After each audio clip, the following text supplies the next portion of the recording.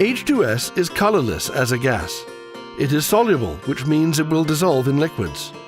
You must use caution when working in areas where liquid may be present, such as the bottom of ditches, tanks, and other vessels. If liquid containing H₂S is disturbed, it may be released into the atmosphere. It's heavier than air, which is why it's normally low-lying. The molecular weight of H₂S is 34.1 grams per mole, compared to air at 28.97. It has a vapor density of 1.2, as compared to air, which is 1.0. It can, however, be affected by temperature and variations in wind currents. Like previously mentioned, it smells like rotten eggs at low concentrations. However, you can't rely on your sense of smell, since it's odorless at higher concentrations where it is even more dangerous.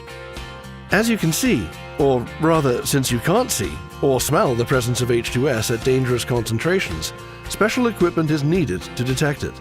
You cannot rely on your senses. Let's review the important things we've learned so far. H₂S is generally encountered as a gas and is colorless, odorless at high concentrations, and is heavier than air, along with being extremely toxic. Pretty nasty stuff. You must also be very careful around any liquids that could contain H₂S, since a disturbance of the liquid could release the gas back into the atmosphere.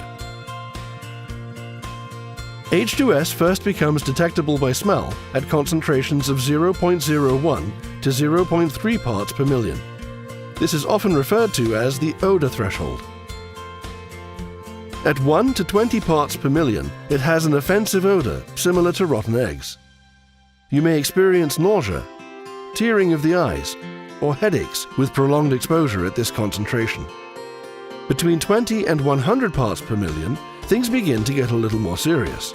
You'll experience nose, throat, and lung irritations, digestive upset, and loss of appetite. Your sense of smell starts to become fatigued, and you'll experience eye pain, tearing, and light sensitivity.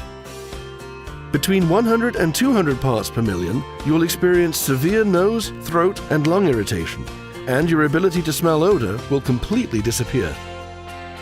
Between 250 and 500 parts per million, fluid will build up in the lungs.